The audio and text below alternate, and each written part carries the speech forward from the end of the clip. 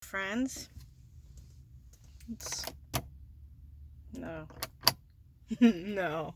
We don't need that kind of lighting. We don't need that kind of negative lighting energy in our lives, do we? So, got the hairs cut like 5.5 inches off, which was desperately needed at this point because I was tired of my hair getting stuck in my armpits, which is definitely a long hair problem that I forget about until it's summer and I wear tank tops all the time. But it's beside the point. Had small group tonight, and we finished a video series that was covering the book of Ephesians, and none of us were a big fan of the series, but it was our first video series together as a small group. And so we were sticking with it because it was a good conversation starter, even though it was not a good learning place. And tonight was the last video in the series, talking about the armor of God.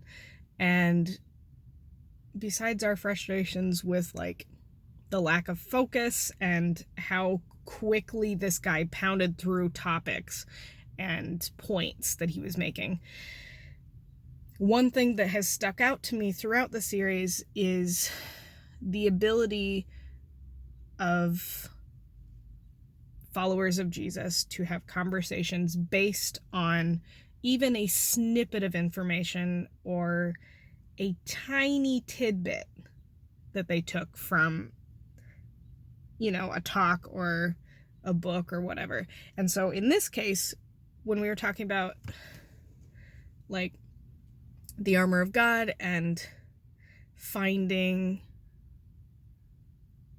ways to apply it practically, I think the value that we found in that discussion came from when we were talking about like practical applications of the various parts of the armor of God. And that's a topic that is covered a lot in evangelical circles. And I feel like since I left that portion of the evangelical church, I'd kind of forgotten how obsessed we are with like analogies and metaphors in the church. Not just because the Bible uses them, but because we love using them for like object lessons and video series, book series, devotionals, whatever. And the armor of God is one that has been covered countless times.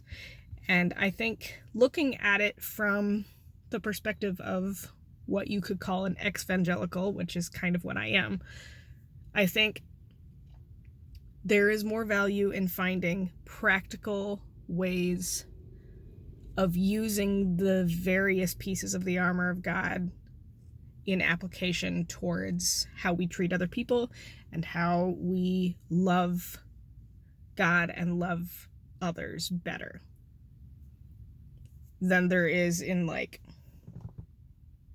how does this serve me? Which is kind of, I think, how a lot of evangelical approaches to the armor of God end up covering this topic. How does it apply to me and my personal faith and walk? And then doesn't address the issue of how does this apply to how I treat other people? How does this apply to my relationship with God? And I think that's the mistake. That's the stumbling point when talking about the armor of God, because it is a great analogy. The picture it paints makes sense. But I think unless you are applying it to relationships with other human beings, the value of it is only superficial.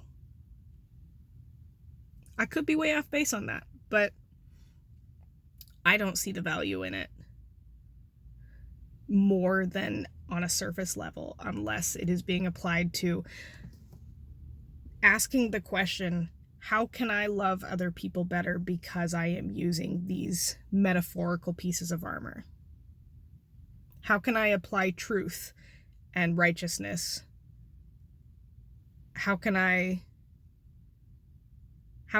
take all of the pieces of armor while wearing them and apply them to the way I interact with other people, how I think about other people, even. Something to keep in mind, so whether it's right or not. And I'm sweating in this car, so I'll talk to you tomorrow.